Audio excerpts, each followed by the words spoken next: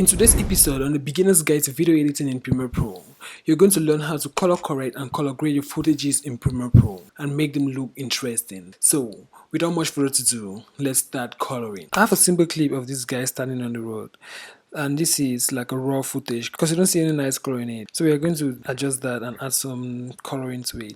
First, we are going to color correct, then we color grade. So the difference between color correcting and color grading is color correcting is just correcting the colors in the videos and making them look good and natural, while color grading is adding some unnatural look to the video. And I'm going to get into all of this to make you understand more. To start color correcting, you need to first of all know about the lumetri color panel. And to add the lumetri color in your workspace, you can go under the window, then you're going to find the lumetri color, and you can also make use of these lumetri scopes and stuff like that.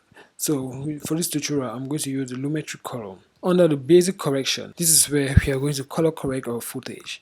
So for the exposure, I'm going to set this to about 0.2. Depending on your footage, you can either increase or reduce this. So if I set this to, let's say, a negative value, like negative 2, you can see it becomes more brighter. So the exposure gives more light into the footage, not color, more light into the footage. So 0.2 will make that to be brighter. Then for the contrast, I'm going to bump this up to about 5, just to add a little bit of contrast to it. So we are working under the light section, and you also have the color section, so I'm going to get into that. And for the highlights, I'm going to increase this to 10, and for the shadow, I'm going to bring this all the way down to -100, and for the whites, I'm going to set this to 10.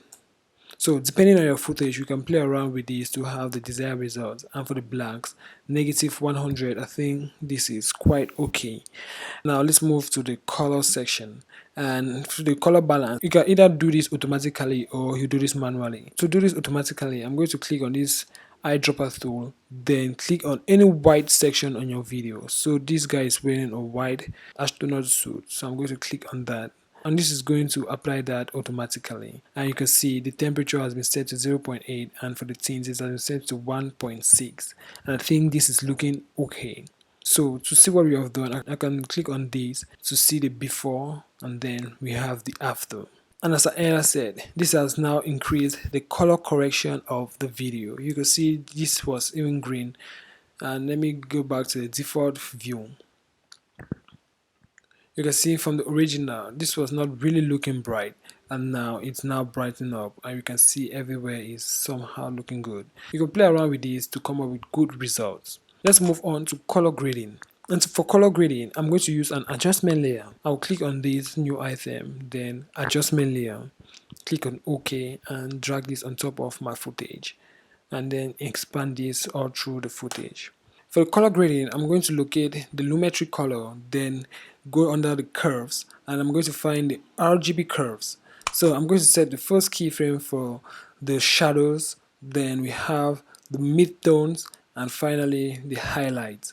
So for the shadows, I'm going to bring this downward like so, and keep an eye on your screen to make sure that you don't overdo this.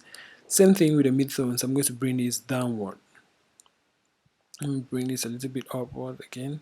Then highlights, I'm going to increase these, so you can see it's somehow like an S shape, so you should go in for this type of curve. Now I'm going to move down to the HSL secondary. Click on this to open the key section, and I'm going to select the blue color because I want to give this some kind of bluish feel.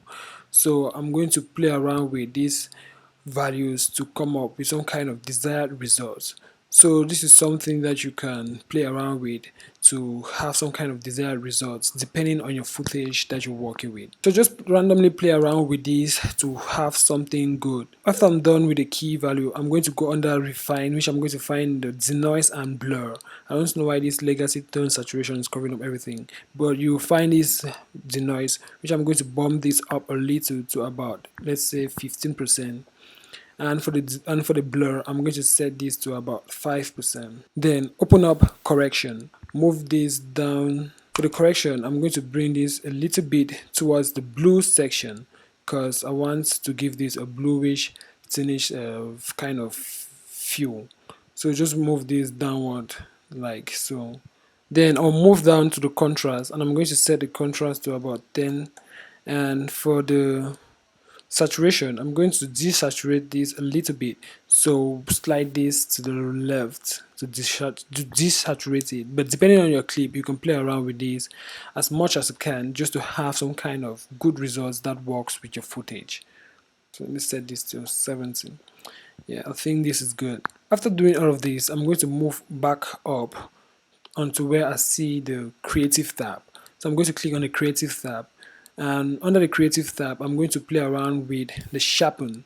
So for the sharpness, I'm going to set this to 10 or more depending on your footage, and for the vibrance I'm going to bring this up a little bit. Same thing with the saturation. I'm going to either, you can bring it upward or downward depending on what you're going for. So I'm going to just bring this to about 105, not much here.